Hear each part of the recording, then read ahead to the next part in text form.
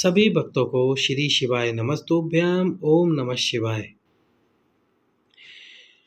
यदि बच्चे चिड़चिड़े हो रहे हों, घर में कोई अपशब्द कहने वाला हो और यदि आपकी कोई बहुत बहुत विशेष मनोकामना है जो कि पूर्ण नहीं हो रही, तो 28 अगस्त सोम प्रदोष के दिन ये उपाय कीजिए। निश्चित रूप से आपकी मनोकामना पूर्ण होगी।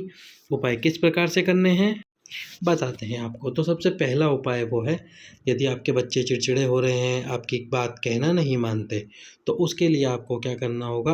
पीपल के वृक्ष के नीचे एक दीप प्रज्वलित करना है। और पीपल का वृक्ष भी कौन सा होना चाहिए, जिसके नीचे कोई मंदिर ना हो। इस बात का ध्यान रखना कि कोई मंदिर ना हो, ऐसा पीपल का वृक्ष ढूंढना है। एक दीपक के अंदर घी डालना है, उसमें गोल बात लगानी है और आपके बेटे के नाम से दीपक प्रज्वलित करना है। 3 प्रदोष उपाय करना है ये। और 3 प्रदोष उपाय करते समय जब दीपक प्रज्वलित कर रहे हो, बेटे का नाम ले रहे हो, साथ में एक महादेव का नाम लेना है और वो महादेव है पिपलेश्वर महादेव।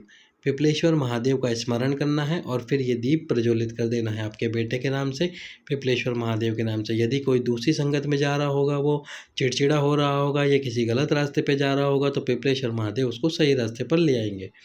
अब दूसरा जो उपाय है, वो दूसरा उपाय है, यदि घर में बहुत क्लेश मचा रहता है, छोटी छोटी बातों पर लड़ाइयाँ होती है और साथ ही साथ में पानी गिरने पर लड़ाई हो जाती, कटोरे रखने पर लड़ाई हो जाती, तो आपको बेलपत्री के वृक्ष के नीचे प्रदोष के दिन प्रदोष काल में बेलपत्री के वृक्ष के नीचे एक बेलपत्र समर्पित करना है।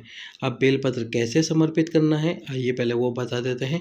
प्रदोष के दिन प्रदोष काल कौन सा होता है, सूर्य अस्त होने के 45 मिनट पहले और 45 मिनट बाद का जो समय है वो प्रदोष काल कहलाता है। तो आपको बेलपत्र इस प्रकार से पकड़ना है, जैसे कि आप स्क्रीन पर देख रहे हैं। आपकी जो अंगूठे के पास वाली उंगली और अंगूठा, उसको लेना है और इस प्रकार से बेलपत्र पकड़ना है। पकड़ने से पहले ये बीच वाली पत्ती पर शहद लगा देना है आपको।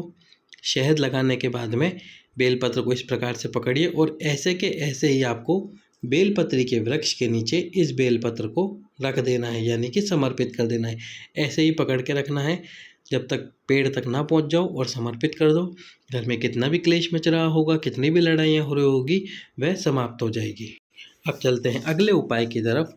यदि घर में कोई ऐसा व्यक्ति है जो अपशब्द बोलता है, बात बात पर ताने मारता है या फिर बहुत आड़ा टेढ़ा गलत बोलता है, तो आपको प्रदोष के दिन ये उपाय करना है। या तो पीपल का पत्ता ले लीजिए या फिर बेलपत्री का पत्ता ले लीजिए।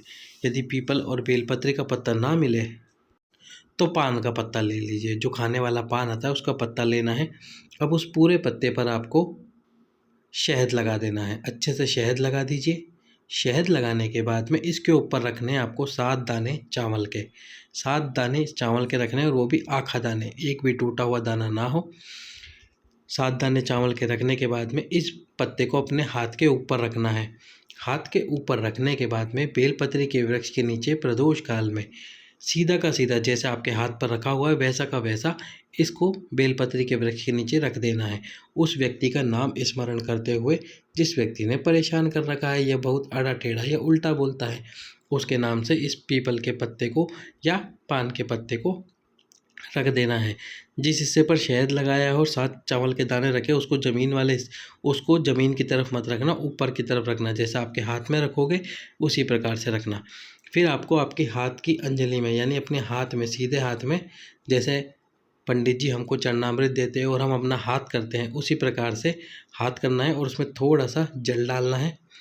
जल डालने के बाद में आपको भगवान शिव का स्मरण करना है, माता पार्वती का स्मरण करना है और इनका स्मरण करने के बाद भगवान शंकर के जो 12 ज्योतिर्लिंग हैं, सोमनाथ, मल्लिकार्जुन, महाकाल, ओमकारेश्वर, केदारेश्वर, भीमाशंकर, काशी विश्वनाथ, त्र्यंबकेश्वर, नागेश्वर, कृष्णेश्वर, भीमाशंकर, इन 12 ज्योतिर्लिंगों का स्मरण करते हुए उस जल को पत्ते के पास में ही डाल देना है, बेलपत्री के वृक्ष के नीचे। उसके बाद में वो व्यक्ति आपको कभी भी परेशान नहीं करेगा, अपशब्द नहीं बोलेगा, प्रेम से बात करेगा आपसे।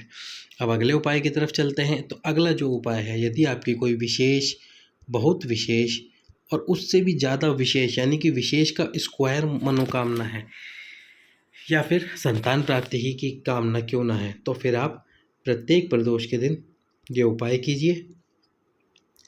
बेलपत्री के वृक्ष के नीचे वहीं की मिट्टी उठानी है और वहीं की मिट्टी उठा के एक पार्थिव शिवलिंग का निर्माण कर लेना है। अब आपको इसमें वर्ण का अनुसार नहीं करना है, जो मिट्टी मिल जाए बेलपत्री के वृक्ष के नीचे उससे पार्थिव शिवलिंग का निर्माण कर लो प्रदोष काल में। उसके बाद में आपको क्या करना है, इस शिवलिंग पर पंचामृत समर्पित करना है।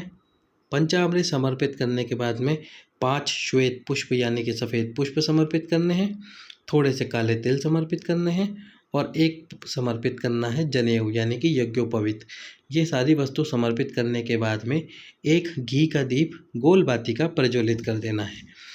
यदि आप संतान प्राप्ति के लिए करोगे उपाय तो ध्यान रखना फिर आपको लंबी बाती काम में लेनी है, वंशवृद्धि संतान प्राप्ति।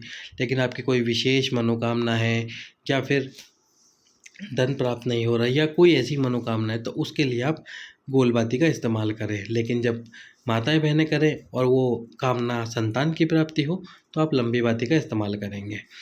अब फिर आपको दीप प्रज्वलित करना है। दीप प्रज्वलित करने के बाद में जहाँ बैठे हो वहाँ से उठकर उस बेलपत्र की आपको परिक्रमा करनी है, लेकिन परिक्रमा केवल और केवल आधी ही करनी है, पूरी परिक्रमा नहीं करनी।